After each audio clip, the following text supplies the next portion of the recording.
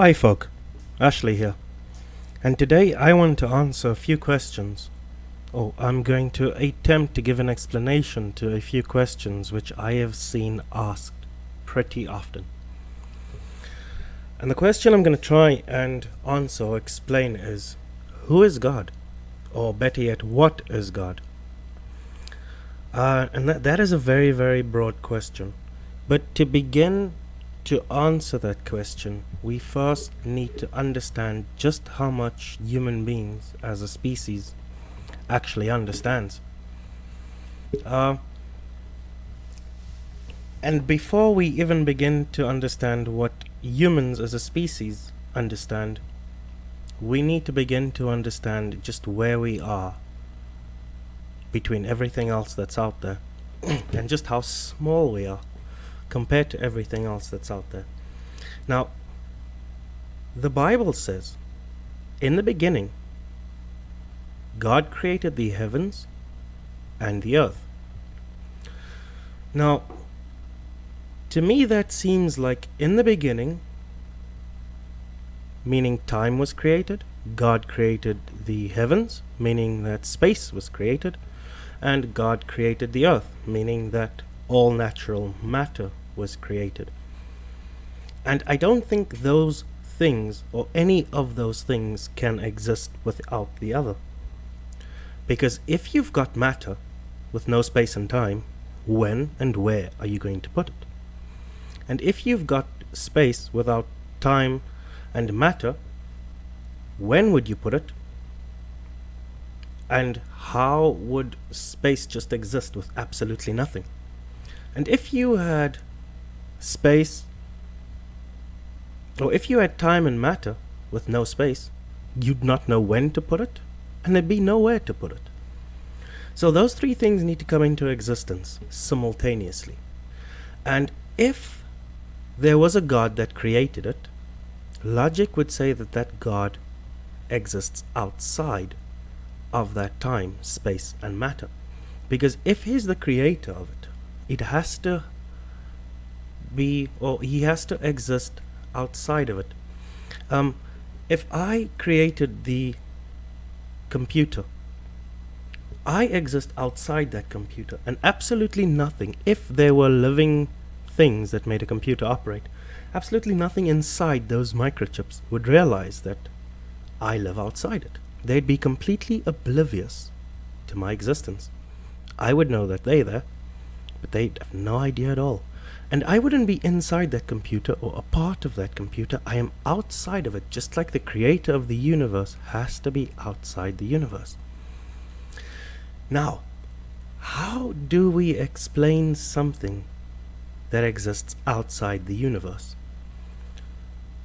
Before we can even attempt to do that, we've got to realize, or we've got to know what the actual universe consists of.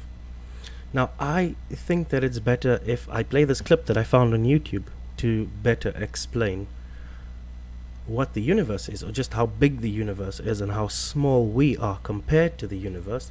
And once we wrap our minds around just how much is out there, we can then reassess the ability to explain what might be outside that universe, larger than that universe, a force more powerful than that universe, that created that universe, with a level of intelligence that is beyond any understanding. So over here we got the video, and I'm gonna try and run it. It is not one of my videos. I found this on YouTube, and I think it best explains just how small we are in the universe.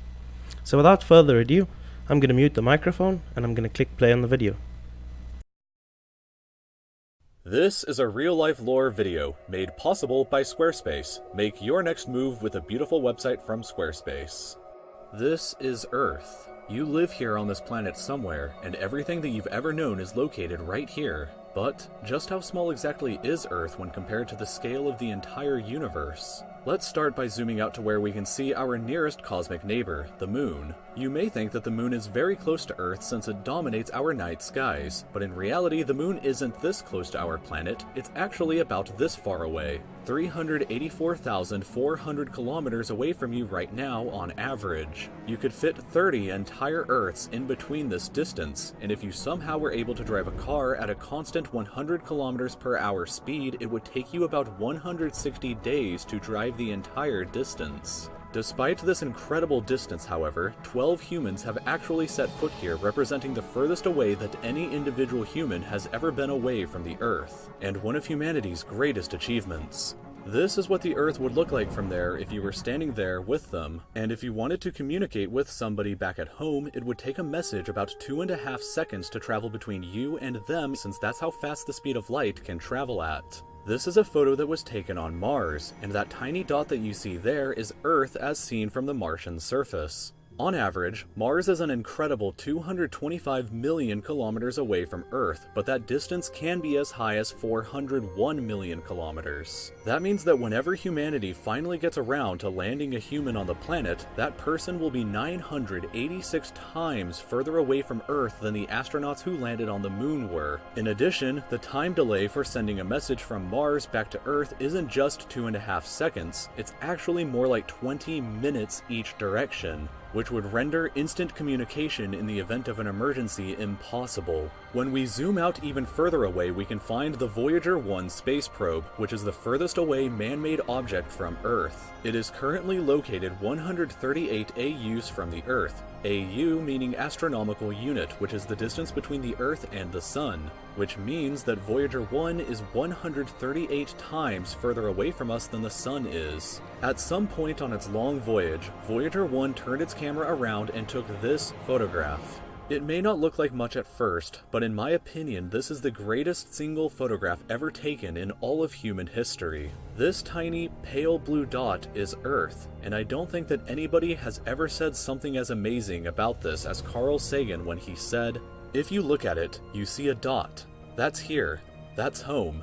That's us. On it, everyone you ever heard of, every human being who ever lived out their lives. The aggregate of all our joys and sufferings, thousands of confident religions, ideologies, and economic doctrines. Every hunter and every forager, every hero and coward, every creator and destroyer of civilizations, every king and every peasant, every young couple in love, every hopeful child, every mother and every father, every inventor and explorer, every teacher of morals, every corrupt politician, every superstar, every supreme leader, every saint and sinner in the history of our species lived there, on a mote of dust suspended in a sunbeam."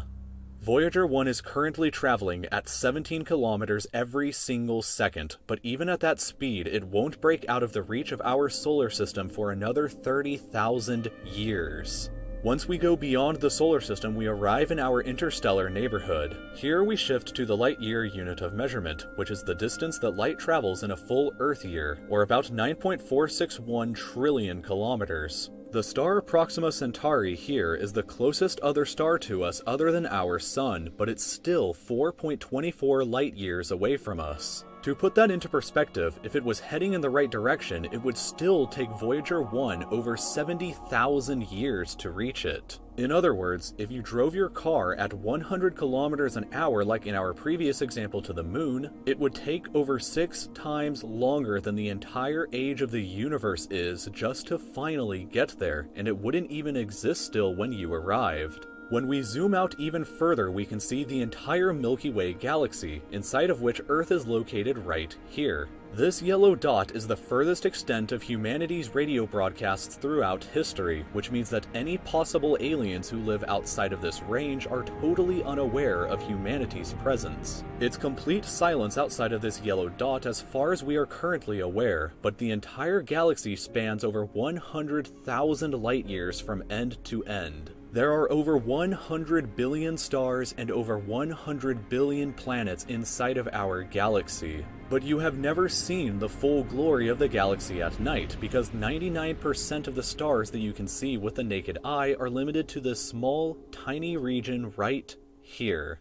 But even this massive galaxy is nothing compared to the rest of what's out there. Zooming out even further and we arrive at the local group of galaxies, a collection of 54 different galaxies that is about 10 million light years across. But zooming out even further and we can see the Virgo supercluster, of which the local group here is just a tiny segment of. There are at least 100 other groups of galaxies just like our own local group inside of here, and the distance from one side to the other is a mind-numbing 110 million light years. But even the massive Virgo supercluster is nothing but a quiet and tiny lobe of the Great Laniakea supercluster, an enormous structure that is home to our galaxy as well as 100,000 other galaxies. The distance from one side to the other is 520 million light years, but from even there we can zoom out all the way to the entire observable universe and see that even the titanic Laniakea supercluster is just a tiny and insignificant part of everything. This is the observable universe, and it contains everything that we know of. It is home to at least 2 trillion different and individual galaxies, which together contain more stars than there are grains of sand on the entire Earth. The distance from Earth to any side of the observable universe is 46.5 billion light years, which means that the entire width is 93 billion light years across. What's perhaps even more interesting, however, is what actually lies beyond the observable universe. Keep in mind that the observable universe is all that we can currently see, and it's entirely possible that the rest of the universe outside of it is vastly larger and more fantastic than we can possibly ever imagine. We simply don't know what else is out there, because the light from these incredibly distant places has not yet had enough time in the universe's history to reach us yet back on Earth. And the light from some places may never reach us at all. Because some parts of space very far away from Earth are expanding away from us faster than the speed of light, that means that the light from these places will never, in an infinite amount of time, reach Earth. Meaning that even if humanity is eternal and exists forever, there will still be an unknown number of places in the universe that we will never know about or ever see. So, it is very likely that as unbelievably enormous as it seems, the observable universe is just a tiny slice of what we can currently see of the entire universe. According to the theory of cosmic inflation that was proposed by Dr. Alan Guth, if it is assumed that cosmic inflation began at 10 to the negative 37th of a second after the Big Bang, and with the assumption that the size of the universe before inflation began was equal to its age times the speed of light, then this would seem to suggest that at the present day, the entire universe is 150 sextillion times larger than the observable universe. That number for reference looks like this, with this many zeros. Let this number sink in for just a moment. This would be similar to you thinking that the entire observable universe, everything that you could see, was the size of a light bulb, but then realizing that in reality the entire universe is larger than the former planet of Pluto.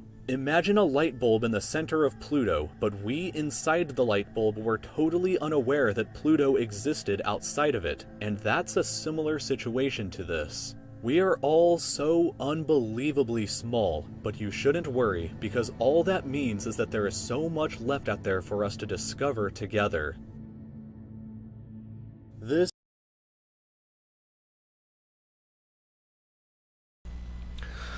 Alright guys, so let that sink in for just a moment.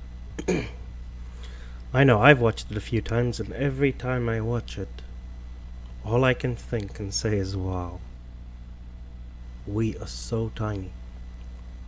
That is the universe out there. And we're smaller than a speck of dust compared to the universe.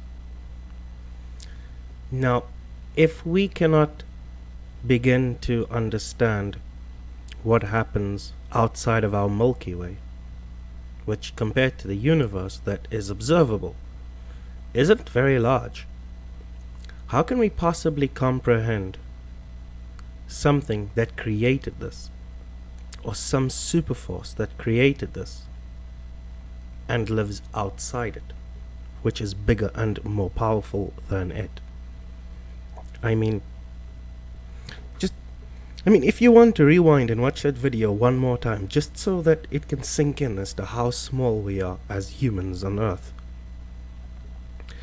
And then tell me if we could possibly have the ability to explain the creator of the universe. You know what? We haven't even begun to understand where matter has come from, let alone where the space the matter is positioned in comes from. And then, not even close to understanding where the time it exists in has come from. We have absolutely no idea what created a grain of sand. So how could we possibly think that we have the intelligence to explain, or better yet, understand the creator of the entire galaxy? For all we know, there could be as many galaxies as there is, or there could be as many universes as there is galaxies in the universe. And for all we know, it could all be in a snow globe on an amazing super beans office desk, if he's got an office desk. So once we realize just how much we don't know, just how ignorant we are as human beings, just how completely oblivious we are to what's actually out there, how can we begin to understand where God came from, who is the creator of all of it? I mean, just let that sink in for a second. In the beginning, God created the heavens and the earth. He created the time, He created the space, which, as you've seen in that video, is a lot of space. And He created matter, which is everything in the space. Hey, if I told you that the computer screen that I'm looking at in front of me right now, or not even the computer screen, the microphone I'm talking into, if we left the world alone for 1 billion years, from now, a microphone would magically form itself. Would you believe me? Would anybody 1 billion years from now, if humanity still exists then, believe that a microphone could just magically form itself? And then what if I told you it's going to be so amazing that it is even going to form the time and the space that it exists in, all by itself? You'd think I'm completely nuts, right? So if a microphone, which is not that complex, cannot create itself, why would anybody and these whoever believes this, they think they're really smart people. I mean, it's actually quite arrogant how, if a microphone, which is something so simple, couldn't create itself, how on earth could we begin to think that the entire universe just blasted itself into existence? How could we believe that time, space, and matter, which needs to coexist and come into an existence in the exact same moment, just magically created itself? And if it could magically create itself, who created the magic that created it? And who's outside of that gave it somewhere to be? We cannot begin to imagine, we cannot begin to understand the limitations of our current intelligence. Does not allow us the ability to understand what our universe is all about. Actually, it doesn't even allow us the ability to understand what our solar system is all about, which is a few planets moving around the sun, let alone what the universe is all about. And if we can't even comprehend what the purpose, meaning, and where our own solar system came from, how could we possibly think that we have the intelligence, or that we can be arrogant enough to think that we can explain the amazing superpower? And I don't think, look, I speak English, and English is a very descriptive language. I must say, it is a very descriptive language, but there is no sentence or word that can help me explain just how astronomically superior the force or being is that sits outside the universe that created it. I mean, I could never wrap my mind around it, even if I tried to imagine a billion wonders. I could never begin to even picture it. And coming back to the question of what is God, I'll tell you what he is. He is an astronomically powerful super force with an astronomical amount of intelligence. An intelligence so advanced and a force so powerful, he could create the entire universe and life on a single speck of dust floating in a sunbeam. And it only took him 7 days. 7 days. He created an infinite amount of space, and he created an infinite amount of time, and he put an infinite amount of space within that time, and then he created an infinite amount of matter that occupied that space, that occupied that time. And we arrogant enough to think that we can understand this superpower. We merely refer to him as God. And you know what? The question is, why should we worship him? Why should we believe in him? I'll tell you exactly why I believe in him. And I'll tell you exactly why I don't believe in anything else. See, if I am to believe in a God which is the most superior force, most superior being to ever exist, he cannot be within our time, he cannot be within the space that is in our time, and he cannot be a part of the matter that is within that space. He needs to be outside of it. And that's what makes him God. That's what makes him superior, is he is outside of every possible realm we could possibly have to understand. And how do I know that is the true God?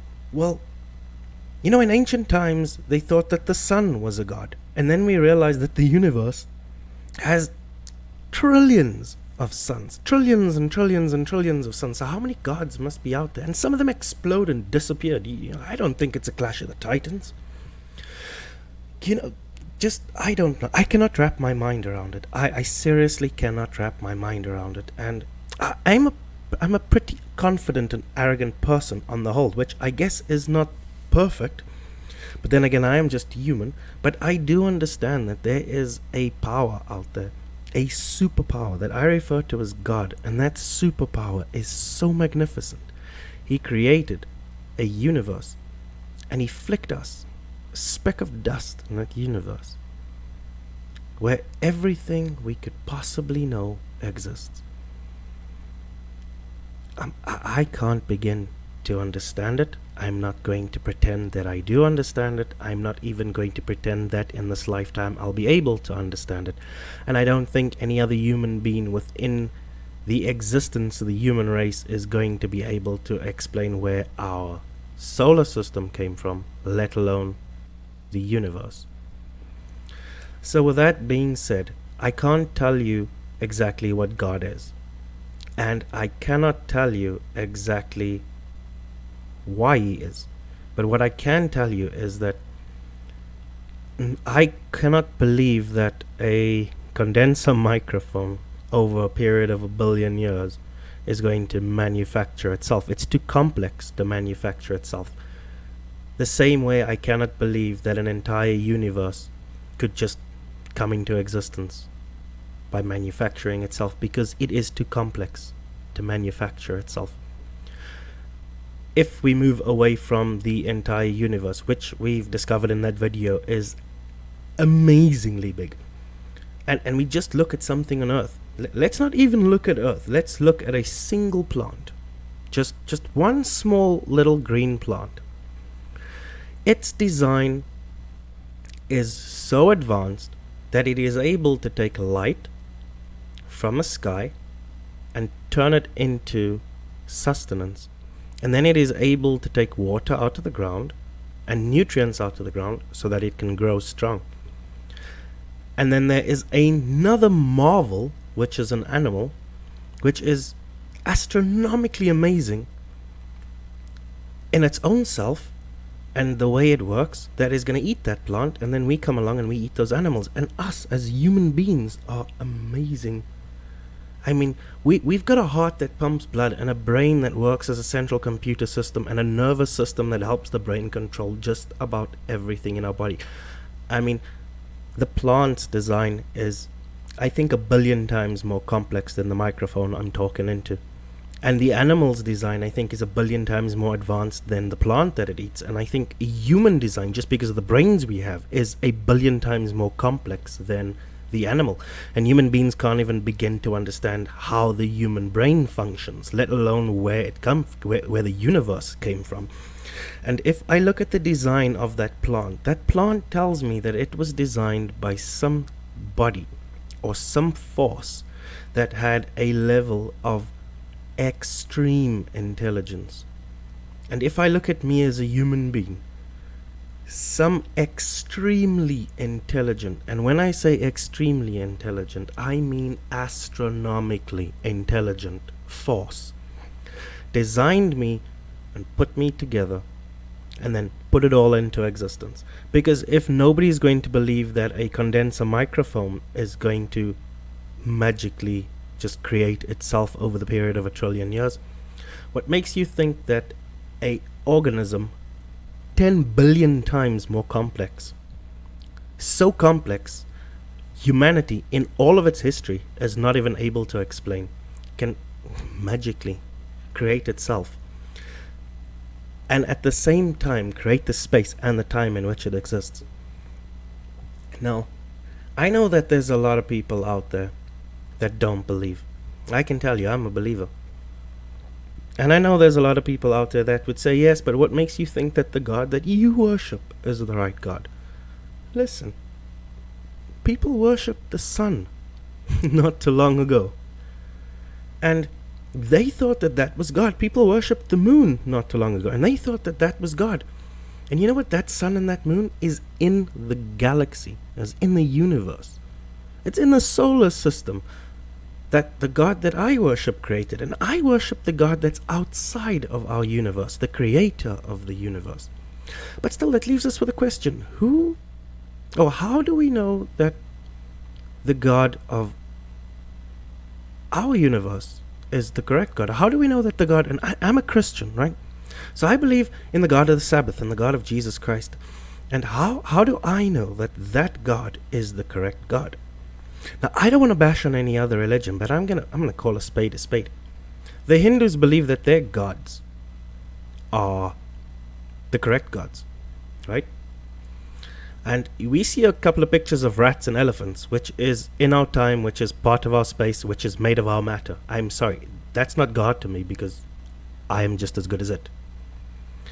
When we look at the Mayans that existed thousands of years ago, and they made blood sacrifices to their gods, and they would read their gods by the moon and the stars. That is in our space, that is in our time, and that is part of our matter. That is part of me, and I can understand me. So no, that can't be the God I worship.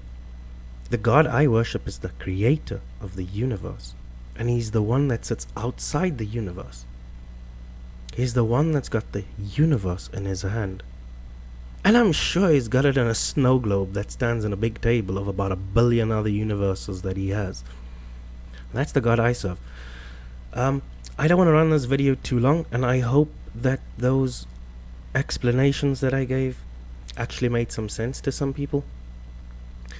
I'm going to do a lot more videos on things like this, where I'm going to range from how I know that the God of Jesus Christ is the correct God, and where the actual physical evidence is that proves this, and a lot of videos that's going to look at how prophecy, which in fact is the key to how we prove that the God of the Sabbath is the actual God that is the correct God.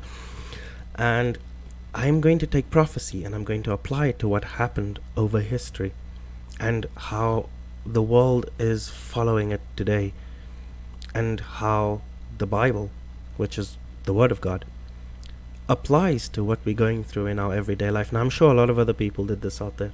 I'm not trying to compete with anybody, because this is not something that you compete on, and I'm not going to try and bash anybody else. all I'm going to do is I am going to do these videos and share my understanding of it. And you know what? Whoever doesn't agree with me is welcome to disagree, and I'm welcome to debate it if it can be done. How could I say? If it could be done in good faith. So, whoever stumbles across this video and has a watch, if I haven't uploaded the next one yet, please hit the subscribe button and the bell so you can see when my next video comes along. I'd really appreciate that. And give this video a share, or even if you don't like the video, you know, there's a thumbs down button. You're welcome to hit that. But if you like this video, share it with your friends so that they can see it as well.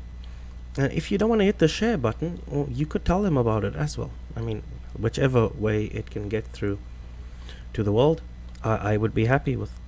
But yeah, that's it. I hope I explained why I cannot answer the question as to who God is, because the reality is if I could explain who God is, he would have to be within our time, space and matter, and then he wouldn't be worthy of the title God.